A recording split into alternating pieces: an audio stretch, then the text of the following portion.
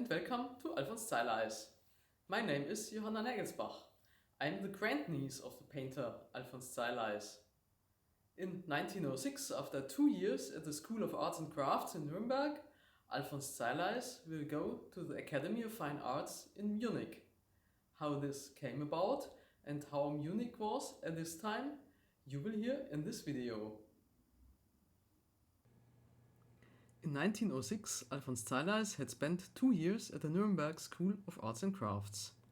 There, Professor Beck-Gran encouraged his inclination towards free artistic activity and advised him to attend the Munich Academy of Fine Arts, particularly under Professor Gabriel von Hackel, with whom he himself had studied. Professor Beck-Gran died far too early in 1909 at the age of just 40. Alfons Zeileis applied to the Academy of Fine Arts in Munich and he was accepted. This is not a matter of course.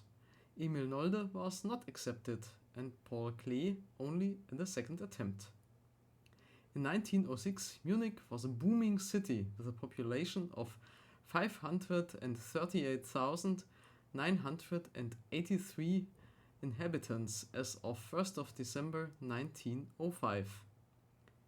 By way of comparison, the booming industrial and working-class city of Nuremberg, where Alfons Zeileis attended the School of Arts and Crafts, had 294,426 inhabitants on 1st of December 1905, which means just over half the population of Munich at just under 55%.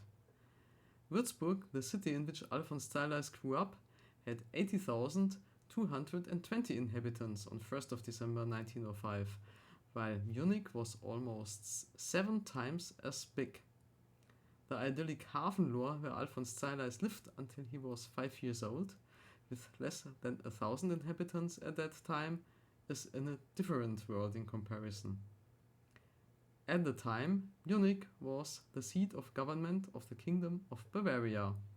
The head of state, Prince Regent Luitpold, who was born in Würzburg, represented his nephew Otto I, the brother of the famous Bavarian King Ludwig II, who drowned in Lake Starnberg in 1886 in the affairs of state.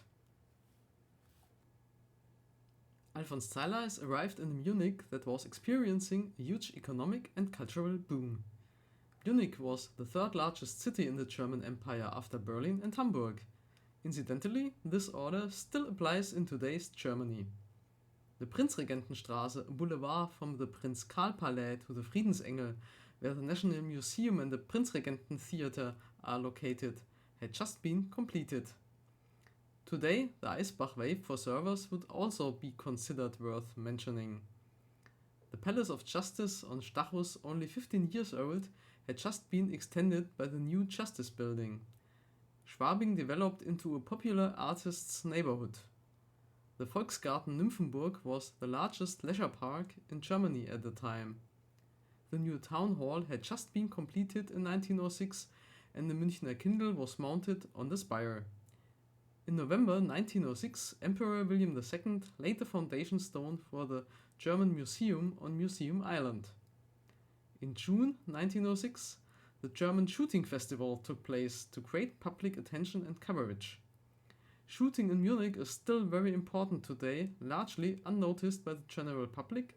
The Oktoberfest shooting competition has been taking place at the Oktoberfest since 1896 and is a mixture of championship and prize shooting, albeit with air pistols and air rifles today. The Munich Secession had established itself in the art world and organized 3 exhibitions a year, while in 1906 Brücke, an association of expressionist artists, held its first exhibition in a factory building in Dresden, with almost no public attention.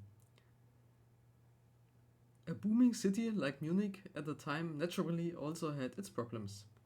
The newspaper Münchner Neueste Nachrichten reports on discussions in politics about unworthy living conditions, which incidentally include a toilet for more than 5 flats as well as ceiling heights of less than 2.7 meters in flats, a lack of new construction and an exacerbation of the problem due to the continuing strong immigration to Munich. Does this sound familiar to us? Nobody would get upset about ceiling heights of 2.7 meters today. 2.4 meters is normal in Germany. By the way, the world famous soccer club First FC Bayern München already existed in 1906. It was founded in 1900. Thank you very much for accompanying Alfons Zeileis to Munich. Which courses will Alfons Zeileis take and who will be his fellow students? You will find out in the next video. I look forward to seeing you again.